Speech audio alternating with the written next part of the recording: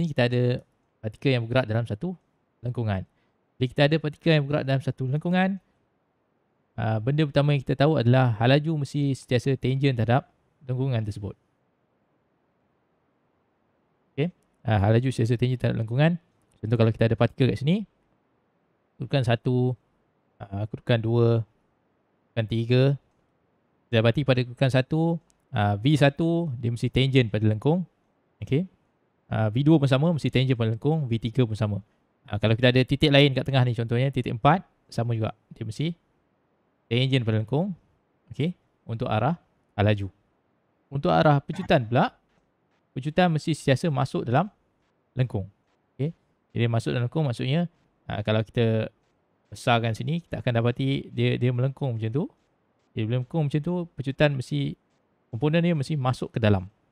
Okay. Dalam kes ni dia ada arah, sengit sikit, dia bukan betul-betul arah menuju ke pusat lengkung.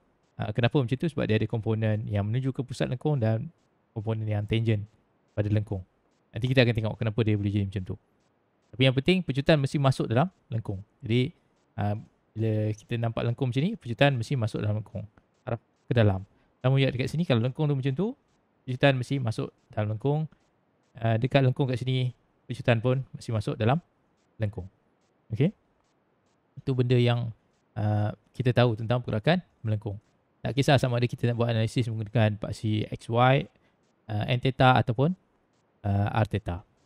Jadi yang kita dah buat sebelum ni, kita dah buat analisa menggunakan paksi XY. Okay, di mana kita leraikan pergerakan partikel tersebut dalam paksi X dan Y. Okay, X mendata, Y menegak. Kita nak guna paksi NT dan R theta dalam kelas hari ni. Okay, paksi NT ni maksudnya apa? N ni bermaksud normal. Normal terhadap lengkung. T ni maksud tangent.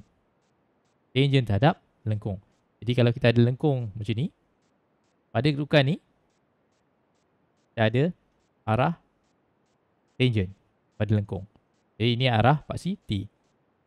Arah paksi ni kita boleh ambil sama ada arah ke sini ataupun arah terbalik, tak ada masalah. Yang penting arah paksi normal. Paksi normal mesti masuk dalam lengkung. Ini mesti sentiasa masuk dalam lengkung. Okay. Ini untuk paksi NT ataupun normal tangent. Jadi kita tahu secara automatik pada arah paksi tangent, hal laju mesti dekat sini. Okay. Hal laju sentiasa tangent terhadap lengkung. Jadi hal laju mesti berada pada arah paksi tangent. Tak ada langsung komponen hal laju pada arah paksi normal. Okay, jadi hal laju automatik arah sini. Pecutan boleh jadi ada dalam arah paksi tangent dan juga dalam arah paksi normal. Bergantung kepada bagaimana partikel tu bergerak.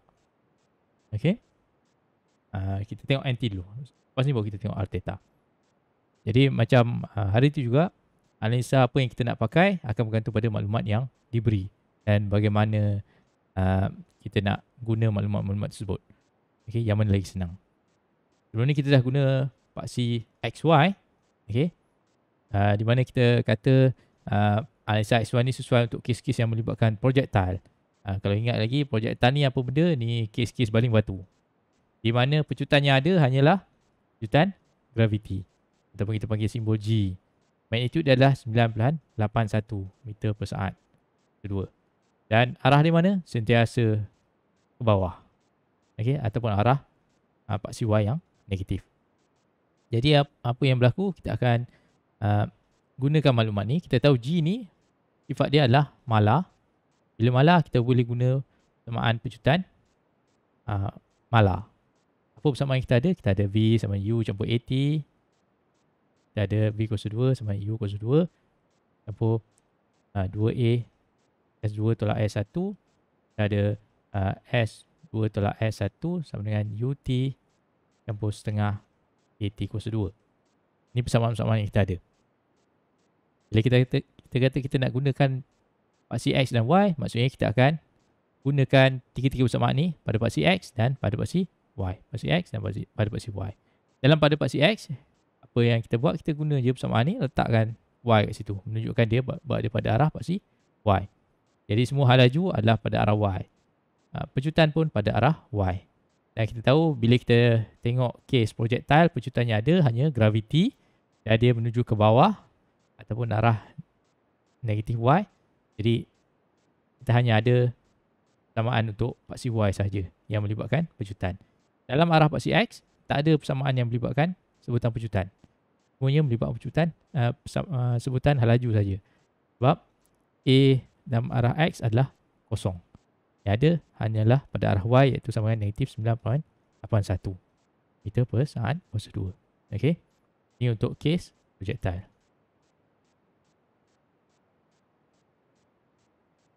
Okey. Yang kita dah belajar minggu lepas. Dan kita tahu hubung kait dia adalah hubung kait gerakan dengan masa.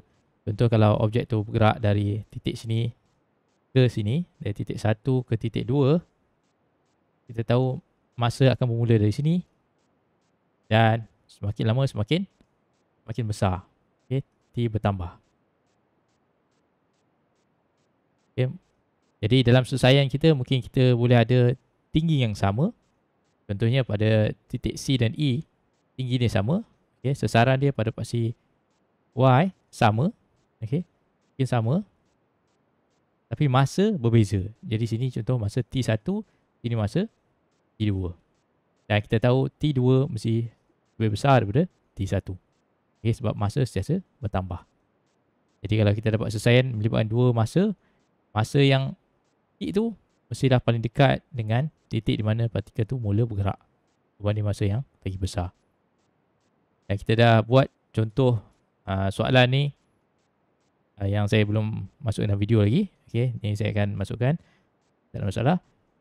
Untuk hari ni kita nak tengok macam mana gunakan paksi N dan T. Okay. N dan T ni dia berbeza dengan paksi X dan Y. Untuk paksi X dan Y, kalau perasan paksi X dan Y kita boleh berada dekat tempat yang lain daripada kedudukan partikel tersebut.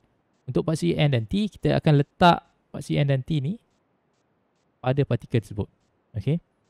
Kalau kita patah balik dalam rajah ni, kalau perasan paksi X dan Y, dia punya titik rujukan dia ataupun titik kosong-kosong untuk paksi X dan Y ni berada di kedudukan yang lain. Okey, dia bukan berada pada titik kita tu. Tapi untuk paksi N dan T, paksi tersebut betul-betul berada pada titik kita. Okey. Yang selari dengan lengkung itu akan jadi paksi tangent. Yang 90 darjah atas lengkung akan jadi paksi normal. Contoh kalau saya nak lukis kat sini, dan ni paksi X dan Y. Kalau kita ada lengkung kita, okay. Kalau kita tengok partikel kat sini, laju dia beri oleh garisan yang tangent terhadap lengkung. Okay, ini adalah kita punya paksi T kita. Paksi normal pula adalah masuk dalam lengkung 90 darjah terhadap paksi T. Inilah paksi normal kita. Jadi sebutan halaju boleh dileraikan dalam mana-mana paksi yang kita pilih. Sebelum ni kita ada halaju yang kita tulis dalam sebutan paksi X dan paksi Y. Kita boleh tulis halaju yang sama dalam sebutan paksi N dan paksi T. Okay. Cumanya kelebihan menggunakan paksi N dan T ni adalah kita tahu halaju sentiasa pada arah tangent. Jadi dengan kata lain, sebutan Vn ni akan jadi kosong. Yang hanya ada adalah Vt saja. Okey. Jadi Vn ni akan jadi kosong. Kenapa? Sebab halaju sentiasa arah tangent, tak ada halaju arah normal. Okey. Jadi oleh sebab itu kita tahu kalau kita ada nilai halaju ni mesti berada pada arah tangent ataupun dia sama dengan Vt. Okey, dia sama dengan Vt. Dan Vn kita tahu mesti sama dengan kosong. Okey, dia mesti sama dengan kosong sebab tak ada komponen halaju pada arah normal. Kemudian kalau kita tengok pecutan pula, pecutan dia ada dua komponen, satu arah tangent dan satu arah normal. Okey, bergantung pada objek tu. Kalau dia bergerak dengan halaju malar, tak ada komponen pada arah tangent. Yang hanya ada komponen pada arah normal. Mungkin saya lupa sebut sebelum ni, apa beza pergerakan garis lurus dan pergerakan melengkung. So, kalau kita ada satu partikel dan kita kata partikel ni bergerak dalam satu garis lurus. Bila dia bergerak dalam gerakan garis lurus, kita tahu halaju dia mestilah sama arah dengan sesaran. Okay, sesaran katalah dia bergerak ke kanan, halaju pun mesti ke kanan juga. Okay, halaju pun mesti sama arah dengan sesaran. Okay. Pecutan dia akan bergantung pada halaju. Jika halaju sentiasa bertambah, pecutan sama arah dengan halaju. Okay, ini jika V bertambah. Okay, sama arah dengan halaju. Jika V berkurang, pecutan akan terbalik. Okay. Ini adalah arah jika V berkurang. Ataupun kita dah tak panggil pecutan, kita panggil nyah pecutan. Okay. Ini untuk pergerakan garis lurus. Apa jadi kalau kita kata V malar? V malar, A kita akan jadi kosong. Ini untuk jika V malar. Ataupun tetap. Ataupun tak berubah. Jadi V mesti sama arah dengan S. Pecutan bergantung pada V. Jika V bertambah, A akan ikut arah V. Jika V berkurang, A akan lawan arah V. Dan kita panggil ni sebagai nyah pecutan. Jika V malar, A akan jadi kosong. Okay. Jika S kosong, V kosong. Okay. V akan sentiasa ikut S. Dia tak boleh arah terbalik. Okay. Kalau kita nak bandingkan dengan pergerakan melengkung pula, kita ada partikel yang bergerak dalam satu lengkung. Okay. Dia bergerak arah sini. Okay. Dari sini ke sini. Supaya kita tahu, arah halaju mestilah tangent pada lengkung ni. Ini tangent.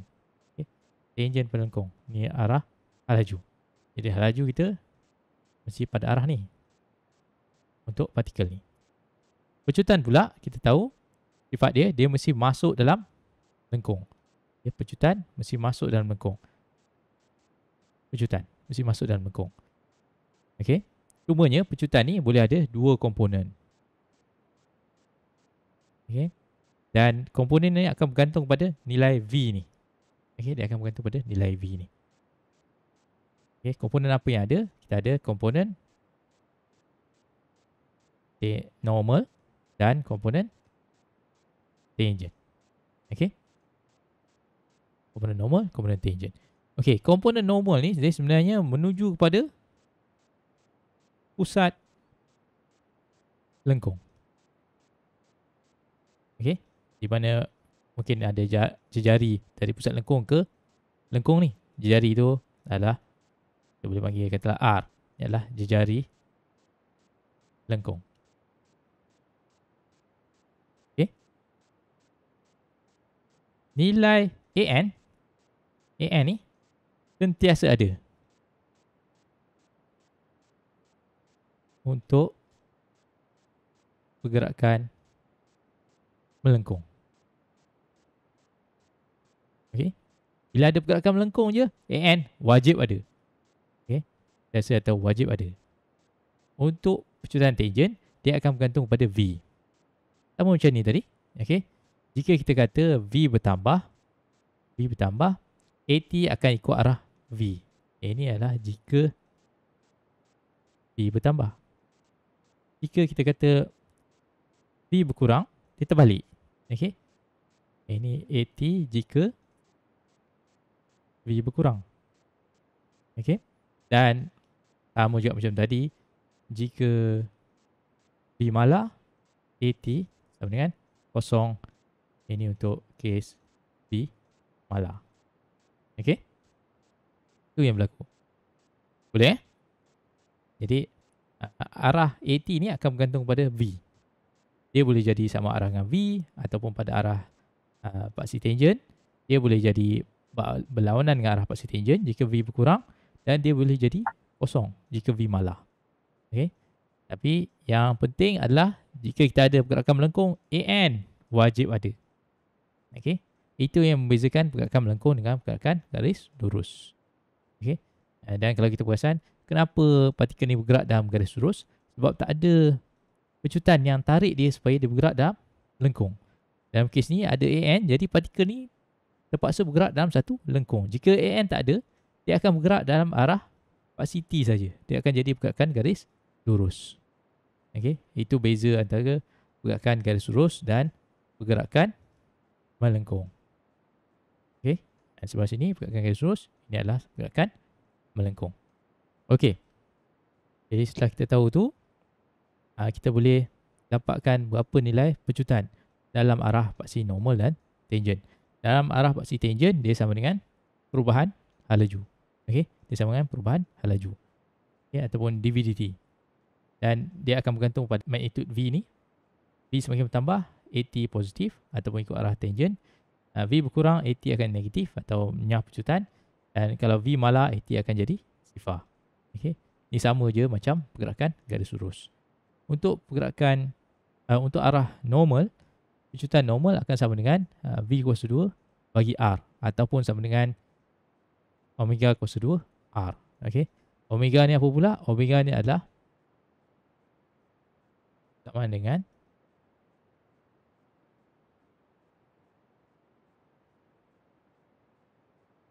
perubahan sudut hadap masa d theta bagi dt. Okey, itu adalah omega ataupun ni kita panggil sebagai hal laju sudut.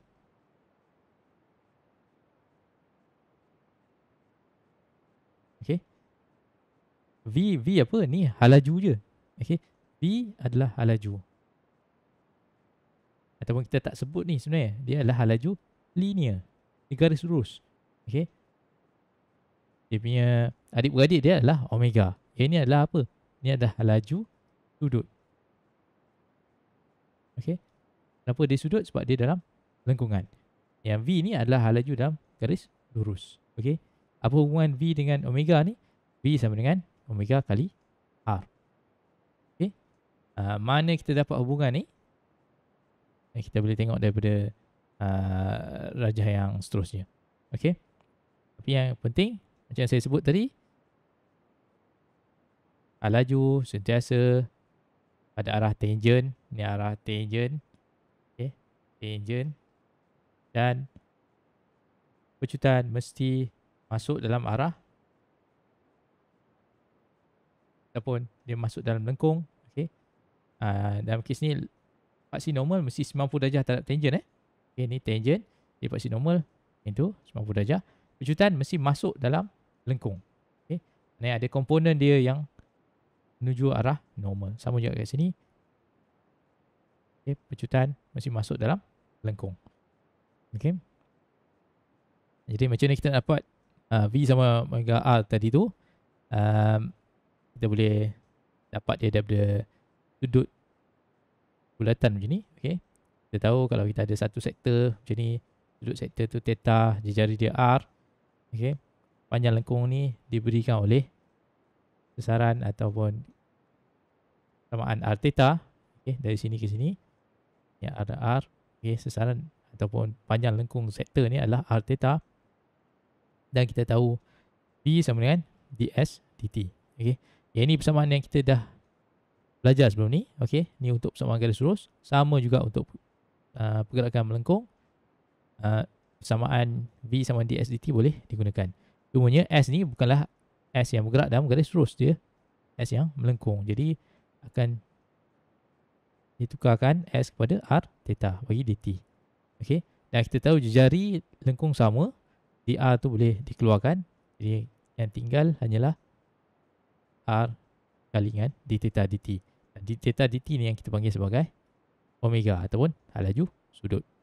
Okey, jadi dengan persamaan ni kita dapat V sama dengan omega R ataupun hubung kait antara hal laju garis lurus dengan hal laju sudut. Okey, untuk theta-theta yang kecil juga kita tahu kita boleh buat satu sektor macam ni. Okey, bila theta ni kecil, jadi dv kat sini adalah perubahan hal laju dari kedudukan ni ke kedudukan ni. Okey, sebenarnya kalau theta tu besar, di panjang lengkung sini akan diberikan oleh V di theta. Okey, tapi bila kita kata theta tu kecil, jadi panjang ni hampir sama dengan panjang lengkung ni, iaitu sama dengan V di theta. Okey, sebab kita kata okey dv ni yang tegak ni hampir sama dengan panjang yang ni. Okay, untuk theta yang kecil. Okay, ataupun d theta yang kecil. Jadi dv sama v d theta. Dan kita tahu pecutan sama dengan dv dt. Boleh gantikan dv tu dalam sebutan v d theta. Jadi d theta dt kita tahu sama dengan omega. Jadi a sama dengan v omega, ataupun kita boleh gantikan a sama dengan v omega, ataupun kita tahu v sama dengan omega r. Kita akan dapat omega kuasa 2r, ataupun kita nak pakai semua dalam sebutan v pun boleh. Okey, daripada sini kita dapat omega sama dengan v bagi r. Jadi masuk dalam ni, v bagi r kuasa 2 kali r, kita akan dapat v kuasa 2 per r. Okey, jadi kita tahu v sama omega r, kita juga tahu a sama dengan omega kuasa 2r, ataupun a sama dengan v kuasa 2 bagi r. Okay. Untuk a ni bukan sebarang a, ni adalah a pada arah normal. Okay. A pada arah normal.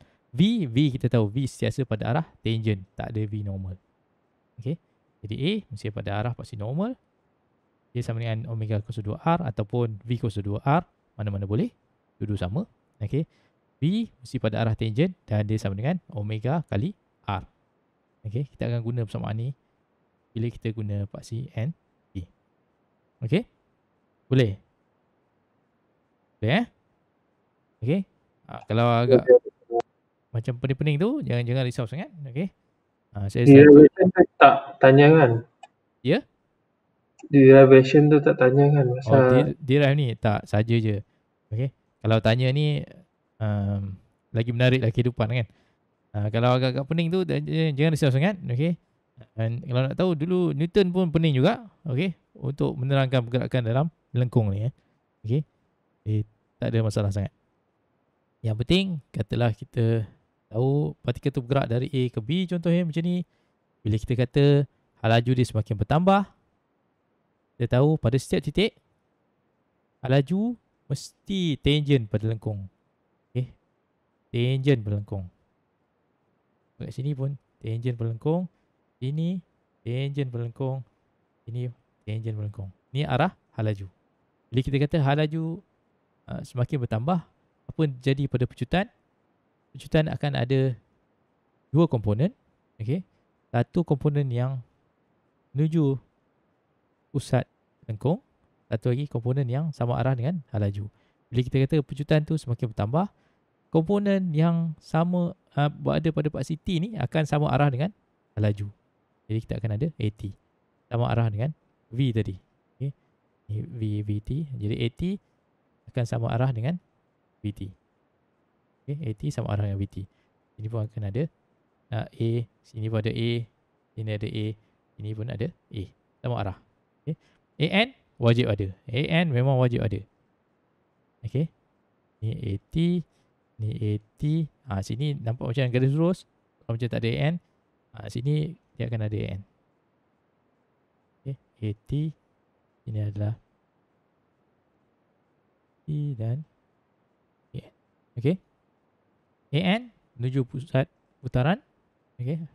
Pusat lengkung. Okay. Dan pusat lengkung tu akan berubah-ubah ikut bentuk lengkung tu. Dia bukan sama. Dekat sini mungkin kat sini. Dekat sini mungkin kat sini. Okay. Bergantung pada kedudukan. Okay. Dia boleh berubah-ubah. Yang penting bila kita kata hal laju dia semakin bertambah, A dan V sama arah. Okay. Bila hal laju bertambah, AT sama arah dengan VT. Okay. Bila kita kata hal laju berkurang je, apa kita tahu? AT berlawanan arah dengan VT. Okay. Yang kita boleh tengok kat sini adalah arah AT. Okay. AT kat mana? AT balik. Arah AN adalah arah AT. Okay. V kita tahu sentiasa ikut arah pergerakan. Okay, ni VT. Jadi, kalau perasan VT dan AT ni berlawanan arah. Sebab apa? Sebab laju dia berkurang. Sama dia dekat sini. Okay, kita ada apa? Kita ada AN Dan kita ada AT. VT ke sana. Okay. Sebab apa VT ke sana? Sebab kita tahu partikel tu bergerak dari A ke B. B mesti sama dengan arah pergerakan. Okay. Dia tak akan berlawanan arah. Boleh Okay. Ada soalan sampai situ? Jelas? Jelas Doktor. Okay. Bila dah jelas, maksudnya boleh selesaikan semua soalan berkaitan dengan pergerakan partikel dengan paksi NT. InsyaAllah. Contoh. Okay. Kita bagi contoh yang mudah kat sini. Soalan bertanya tentang pergerakan partikel ni. Dan pergerakan partikel ni dia ada sudut 40 darjah. Dia ada pejutan A 5 meter per saat /2 pada sudut 40 darjah daripada garisan mendatar. Laju dia pula pada laju partikel ni adalah 20 meter per saat pada sudut 60 darjah daripada garisan mendatar. Jadi dalam kes ni, benda pertama yang kita kena buat adalah cuba bayangkan macam mana partikel ni bergerak. Apa yang kita tahu, B mestilah pada arah paksi tangent. Jadi ni mesti paksi tangent. Okay. Itu paksi tangent. Paksi normal pula mestilah 90 darjah daripada paksi tangent, betul? Jadi kita ada dua pilihan untuk paksi normal. Pilihan pertama adalah macam tu. Pilihan kedua ni. Okay. Ini pilihan pertama. Ini pilihan kedua. Okay. Agak-agak mana yang betul? Pilihan pertama ke pilihan kedua? Dua-dua 90 darjah terhadap paksi tangent. Okay. Mana satu arah paksi normal yang sebenar? Clue dia datang daripada A. Okay. Apa kita tahu? A biasa masuk dalam lengkung. Dan apa kita tahu? Arah normal sentiasa menuju pada pusat lengkung. Jadi dengan kata lain, kalau kita nak lukis lengkung dia mesti macam ni. Ni macam tu. Okay. Dia arah paksi N yang sebenar adalah masuk ke dalam. Okay. Supaya, kenapa dia masuk ke dalam? Sebab lengkung ni macam tu. Okay. Boleh Boleh nampak dia punya logik dia. Okay, ni adalah paksi N kita. N. Masuk dalam lengkung. Jadi A ni boleh dileraikan pada dua komponen. Komponen normal dan juga komponen tangent. Okay. Komponen normal, komponen tangent. Okay. Soalan pertama bertanya tentang kadar perubahan hal laju. Okay.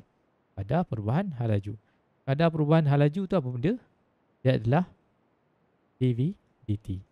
Dan kalau kita rujuk balik pada kita punya taman kat sini, dV dt tu siapa? Dia adalah pejutan tangent. Kadar perubahan hal laju. Okay. Kadar tu maksudnya mesti per masa. Jadi ini adalah kadar perubahan hal laju. Ini adalah kadar perubahan hal laju.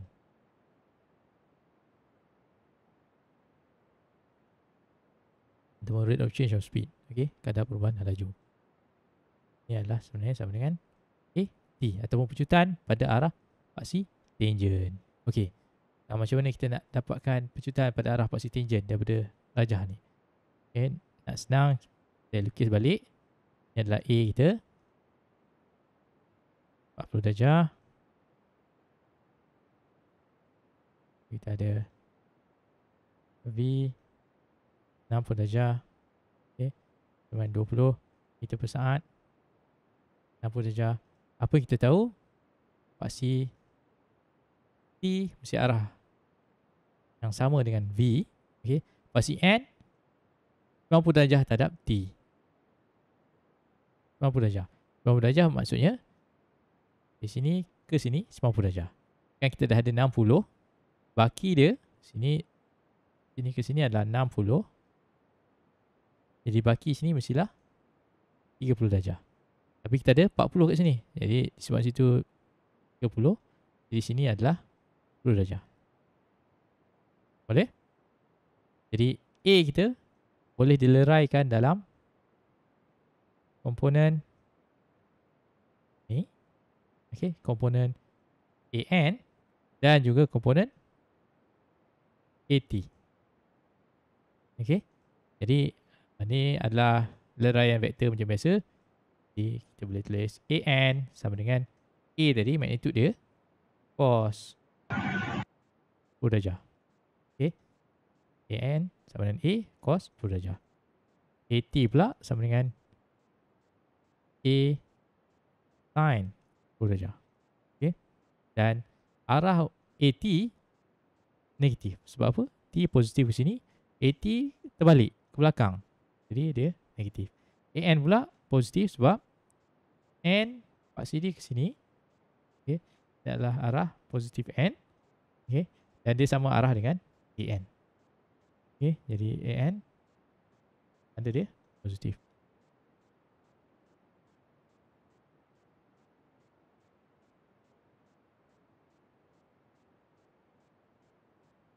Okey. Dan untuk dapat nilai kita gantikanlah. A tu berapa? Okey, A 5 cos darjah. Dapat N berapa? Ganti dalam sini negatif 5 sin 10 darjah. Akan dapat AT berapa? Okey. Ini untuk soalan A.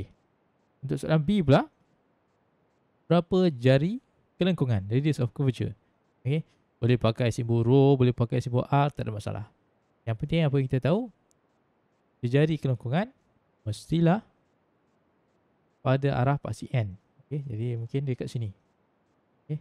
Ini adalah pusat lengkung contohnya. Okey. Jadi rho tu adalah panjang jari ni. Okey. Daripada pusat lengkung. Persamaan apa yang ada sebutan jejari ni? Hanya ada satu persamaan yang ada sebutan jejari, iaitu persamaan untuk pecutan normal. Okey. Itu sama dengan V kuasa 2 bagi R sama dengan omega kuasa 2 bagi R. Okey. V kat sini ialah V T. Vn tak ada. Okey, itu kadang-kadang dalam persamaan tak ditulis VT sebab memang kalau yang ada hanyalah VT. Vn tak ada. Jadi biasanya tak ditulis pun T kat situ. Okey, dia tulis V je.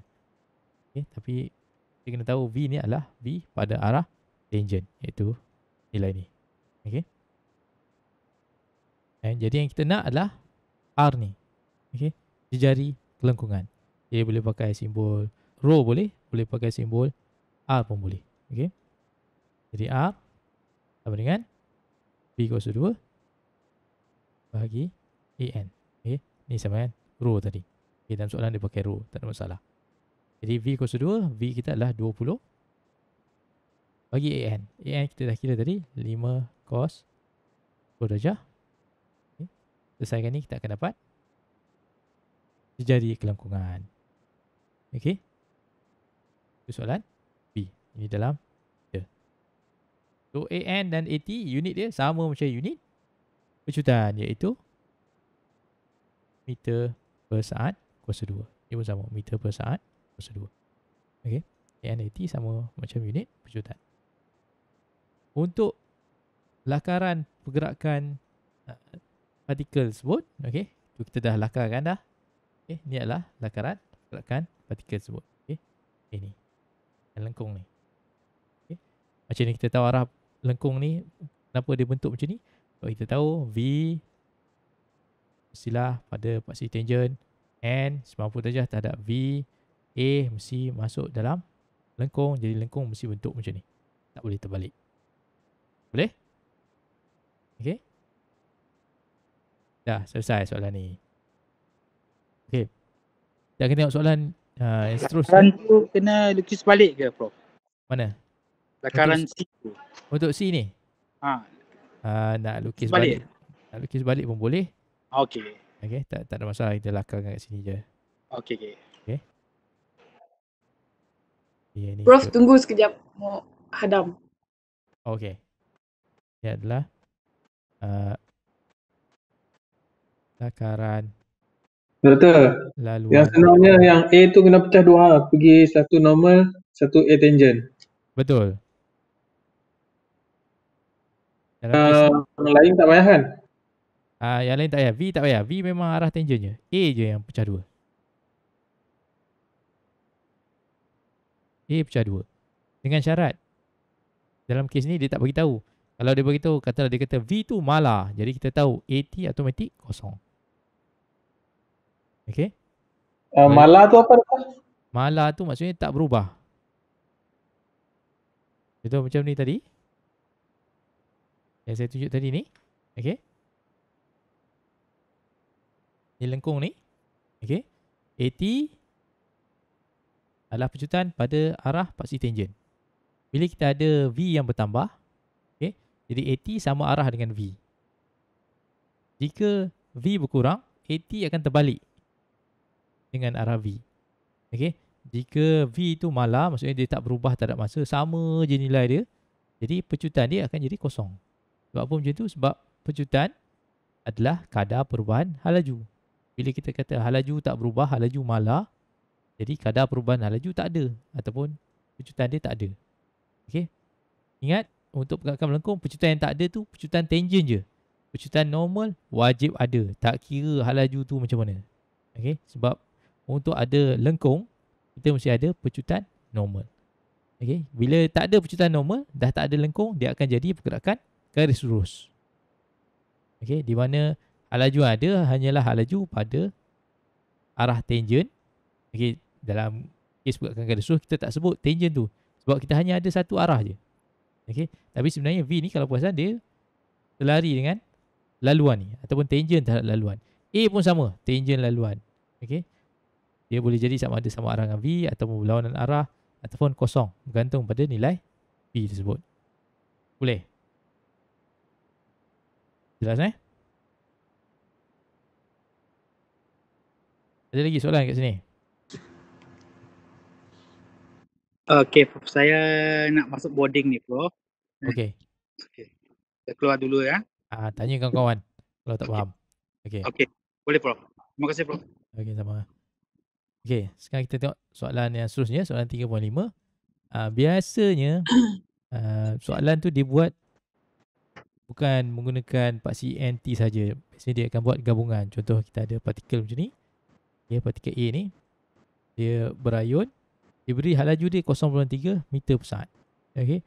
Dan hal laju ni berkurang pada kadar 0.5 meter per saat setiap saat. Okay. Pada ketika theta sama dengan 30 darjah seperti yang ditunjukkan ni. Okey. Jadi apa yang kita tahu kat sini, theta kat sini 30 darjah. Okey. Dan diberi V adalah 0.3 meter per saat. Okey. Jadi arah pergerakan kita dah tahu dah, A bergerak macam tu. Okey, V mesti sentiasa tangent terhadap lengkung. Okey, tangent terhadap lengkung. Tangent terhadap lengkung. Ini adalah V. Okey. Itu nilai dia 0.3 meter per saat. Dan secara automatik kita tahu arah paksi tangent mesti sama arah dengan V. Arah paksi normal pula adalah 90 darjah terhadap paksi tangent atau 90 darjah terhadap V. Ini adalah arah paksi normal. Okey. Dan dalam kes ni disebabkan saya tahu ini adalah satu pendulum. Okey. Jadi A ni mesti mempunyai pusat putaran di titik ni. Okey. Jadi kita tahu N mesti menuju kepada pusat putaran. Ini adalah pusat putaran. Okey. Boleh Dan jari lengkung dalam kes ni adalah panjang kabel ni, iaitu 1 meter dari pusat putaran ke partikel. Boleh Okey, diberi pendulum ni bergerak dengan hal laju ni, dan hal laju ni berkurang pada kadar 0.5 meter per saat. Apa benda tu sahaja ditulis dalam bentuk yang menyusahkan. Okey. Diberi V sama dengan 0.3 meter per saat dan kadar perubahan hal laju ni terhadap masa adalah 0.5 meter per saat. 0.5 meter per saat. Lagi sekali. Ataupun sebenarnya sama dengan 0.5 meter per saat kuasa 2. Okey. Saja je tulis dalam bentuk ni untuk menguji siapa yang faham, siapa yang tak faham. Okey. Jadi ini adalah kita punya dV dt. Ataupun ni sebenarnya adalah kita punya pecutan tangent. Okey. Pecutan tangent arah mana? Arah di tangent. Tapi ada perkataan berkurangan kat sini. Berkurangan maksudnya dia berlawanan dengan arah laju. Yalah, kejutan tangent kita iaitu bersamaan dengan 0.5 meter per saat kuasa 2. Arah berlawanan dengan arah laju. Sebab apa? Dia berkurangan. Sebab laju berkurangan. Kalau dalam soalan disebut V bertambah, jadi AT sama arah dengan V. Jika V berkurang, AT berlawanan arah dengan V. Yang penting AT mesti pada garisan paksi T ataupun sama garis dengan laju. Okey. Kemudian theta pada kedudukan ni theta sama 30 darjah. Okey. Dapatkan komponen paksi X dan Y untuk pecutan pada ketika ini. Okey. Pecutan kita ada dua komponen, satu AT dan satu lagi AN yang masuk dalam lengkung. Okey, pada arah paksi N. AT dah tahu. AN magnitude dia adalah sama dengan P kuasa 2 bagi R ataupun omega kuasa 2 R. Dalam kes ni maklumat diberi dalam sebutan V, jadi guna V. Jadi kita ada 0.3 kuasa 2 kali jari lengkung. Jari lengkung dalam kes ni 1. Jadi kita ada 0.09 meter per saat kuasa 2. Ialah kita punya AN. Okay. Lepas dapat AN tu, kita boleh guna AN dan AT ni untuk dapatkan komponen pecutan dalam arah paksi X dan Y. Paksi X datar, paksi Y menegak. Kan kita ada pecutan ni, AN, AT. Kita nak dapat komponen pada paksi X dan Y. Jadi apa yang kita buat untuk supaya lebih jelas, lukis balik ke sini. Ini paksi X, paksi Y. Jadi apa yang kita ada? Kita ada AN dan kita ada AT. Okay. Kita dapatkan sudut-sudut yang terlibat.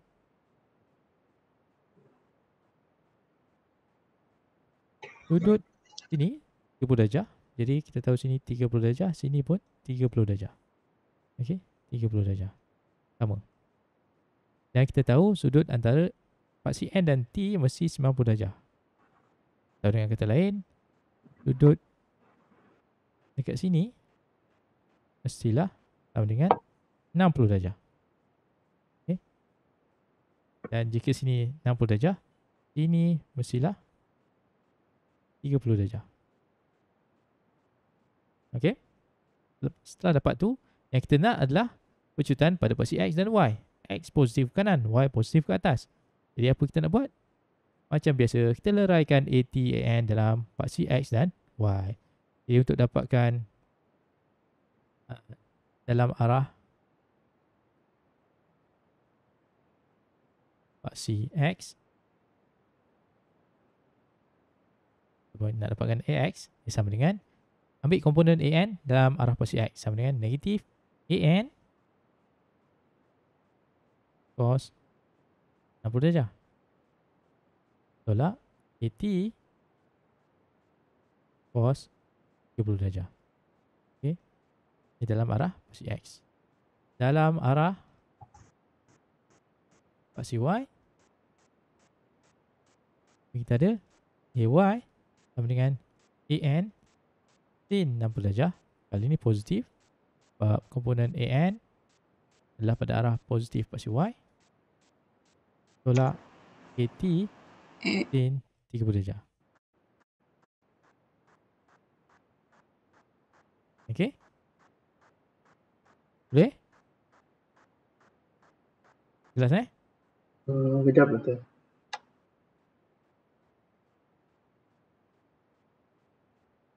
Kejap betul. Okey.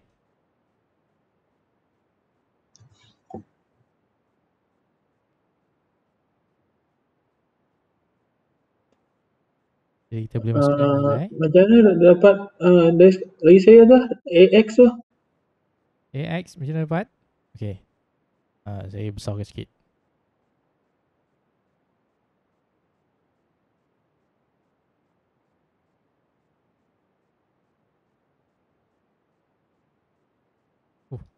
Okey.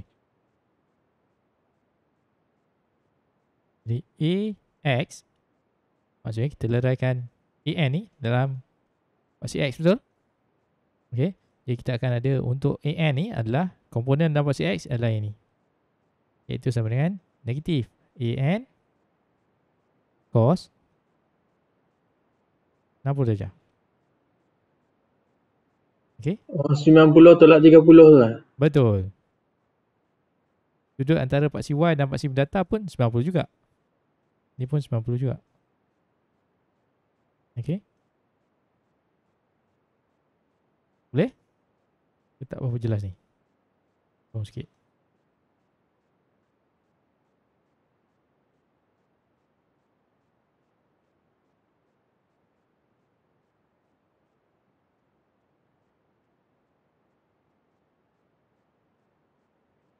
Okay, sudut ni diberi 30 darjah. Jadi sudut ni pun 30 darjah. Okay. Dan kita tahu sudut paksi menegak dan datar 90 darjah. Ini pun 90.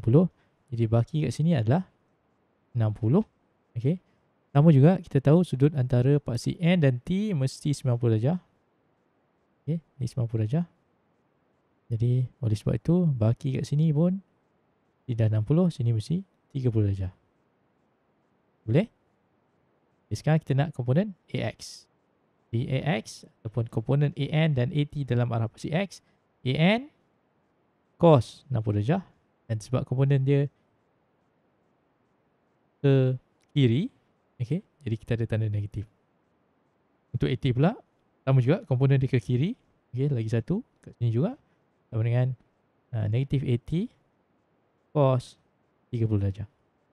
Okay, masukkan nilai, kita dapat negatif AN 0.09 cos 60 darjah tolak AT 0.5 cos 30 darjah. Kita dapat AX berapa? Dalam meter per saat kuasa 2. Ini adalah pecutan pada paksi X. Okey? Boleh? Boleh, dah nampak. Okey. Pada paksi Y sama juga.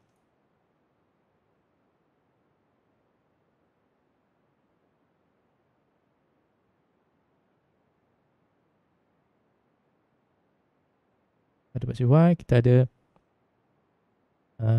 AN cos 30 darjah, ataupun nak pakai sin 60 darjah pun boleh, tak masalah, tolak AT sin 30 darjah. Gantikan nilai AN 0.09 cos 30 darjah tolak AT 0.5 sin 30 darjah. Okey, dapat nilai AY dalam meter per saat kuasa 2. Okey, itu je. Cuma dalam kes ni kita kena guna dua-dua paksi NT dan XY untuk menyelesaikan soalan. Boleh Biasanya soalan memang macam tu. Dia bukan paksi XY sahaja, dia ada gabungan paksi NT dengan XY ataupun XY dengan R theta, NT dan R theta dan sebagainya. Boleh? Jelas Yang penting Boleh doktor. hal laju mesti pada arah tangent. Pecutan akan ada dua komponen, pecutan tangent, pecutan normal. Pecutan normal mesti menuju pusat lengkung. Okey. Sekarang kita nak tengok paksi R theta pula. Okey. Analisa menggunakan paksi R theta. R theta ni sama macam XY, dia tak semestinya berada pada partikel tersebut. Okey, dia boleh berada kat tempat lain. Okey. Boleh berada tempat lain, jauh daripada partikel tersebut. Yang penting adalah, contohnya kalau kita ada lengkung lagi, contoh lengkung macam tu, dan ni partikel tersebut, dan ni adalah arah hal laju untuk partikel tersebut. Okay. Dan saya katakanlah ni saya punya titik kosong untuk paksi R theta. Okay. Untuk XY, memang kita tahu X positif kanan, Y ke atas. Okay. Kalau R theta pula, contoh kalau saya nak pakai titik yang sama untuk paksi R theta, okay, R tu mestilah bermula daripada titik rujukan menuju ke partikel dan keluar. Ini adalah paksi R atau paksi jejari. Okay. Paksi theta pula, dia adalah paksi yang 90 darjah terhadap R ni, dan dia akan ikut arah positif theta. Positif theta tu arah mana? Dia akan bergantung pada soalan. Contoh kalau saya bagi positif theta macam ni. Ini adalah arah theta yang positif. Jadi kita punya paksi theta mesti 90 darjah terhadap R ni menuju ke sini. Ini 90 darjah. Ini adalah arah positif theta. Jelas Okay. Jadi paksi R theta dia punya pusat rujukan dia boleh berada dekat mana-mana. Tak semestinya dekat titik XY sini. Dia boleh jadi tempat lain pun boleh. Okay. Yang penting dia mesti dari pusat rujukan menuju ke partikel dan keluar. Okay. Itu akan bagi kita arah R. Kemudian arah theta adalah 90 darjah terhadap R ni. Dan sama ada dia ke sini atau ke sini, dia bergantung pada arah positif theta yang diberi. Okay. Ini bagaimana kita nak tentukan arah paksi R dan theta. Sama juga macam sebelum ni. Bila kita guna paksi XY, kita boleh kata V sama dengan Vx atau Vy. Okay. Kalau kita kata kita pakai paksi R NT, V yang sama, kita boleh tulis dalam sebutan Vn dan Vt. Kalau kita pakai paksi R theta, V yang sama, kita boleh tulis dalam sebutan Vr atau V theta. Okay. Cumanya dekat sini, persamaan untuk VR, V theta dan juga AR dan A theta ni dia pelik sikit. Okay. Dia dalam sebutan R dan theta. Okay. Dan bukan setakat R dan theta je, dia ada titik pula atas kepala dia tu. Okay. Ni maksudnya apa ni? Contoh kalau kita ada R titik sini. Okay. R titik tu dia sebenarnya adalah mewakili dr dt ataupun kadar perubahan jejari terhadap masa. Okay. Sebelum ni kalau perasan, kita kata kita pakai sesaran, maknanya ataupun simbol dia yang kita pakai adalah S. Laju kita kata laju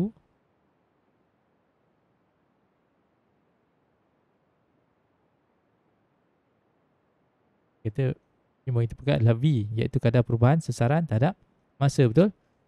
Kita boleh tulis macam ni ataupun kita boleh tulis sebagai S titik pun boleh. Okey. Sama juga pecutan. Okay, dia adalah perubahan sesaran laju terhadap masa. Okay, kita boleh tulis sebagai V titik ataupun kita boleh tulis sebagai T kuasa 2S dt ataupun sama dengan S 2 titik. Itu maksud dia. Okay, ada perubahan terhadap masa 2 kali. Okay, jadi itu yang dimaksudkan dengan R titik, theta titik sini. Okay. Kalau theta titik sebenarnya sama dengan d theta bagi dt ataupun perubahan sudut terhadap masa.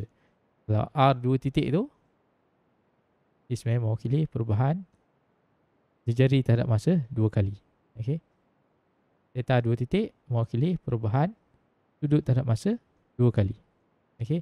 Unit dr dt ni, R unit dia lah meter, D adalah masa. Jadi unit ni adalah unit hal laju, meter per saat. Ini pula ni adalah theta, biasanya kita akan pakai unit radian. D adalah masa, jadi unit ni adalah radian per saat. Theta satu titik ni atau theta dot ni dia ada nama lain yang lebih glamour, iaitu omega ataupun yang kita sebut tadi hal laju sudut. Okey. 2 titik dia adalah perbezaan masa, jarak terhadap masa 2 kali. Jarak unit dia adalah meter, beza terhadap masa 2 kali, jadi unit dia adalah meter per saat kuasa 2. Untuk theta 2 titik pula, theta unit dia adalah radian. Bezakan radian terhadap masa 2 kali, jadi kita ada radian per masa kuasa 2. Okey, itu unit dia. Boleh? Okey. Untuk VR, persamaan dia adalah ataupun hal laju pada arah paksi R, dia sama dengan R1 titik ataupun R dot. Okay, V theta sama dengan R theta dot. Okay. AR pula sama dengan R 2 titik tolak R theta 1 titik kuasa 2. A theta pula sama R theta 2 titik campur 2 R 1 titik theta 1 titik. Okay. Kita boleh derive nak dapat benda-benda ni. Okay. Tapi saya cadangkan tak payahlah derive. Okay. Nak derive ni lagi menarik daripada apa yang kita buat sebelum ni. Okay, biasanya pakai je persamaan ni. Tapi kalau nak derive, boleh derive. Contohnya untuk dapatkan V pada arah R dan theta. Okay, kita boleh guna geometri pergerakan untuk buktikan bahawa V pada arah R adalah sama dengan R satu titik V arah theta sama R, theta satu titik. Okey. Ni saya malah nak cerita, saya sebut je. Okey, VR sama dengan R, theta satu titik. V theta sama dengan R, theta satu titik. Okey. Baik, hafal je lah macam nak pakai daripada derive dia. Okey, lagi senang.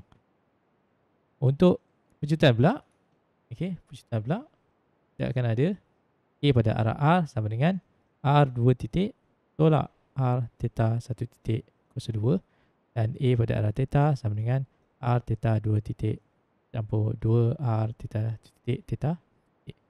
Okey, ni persamaan dia. Okey, bila guna paksi R theta kita tak boleh lari daripada guna persamaan ini untuk arah laju dan persamaan ini untuk pejutan.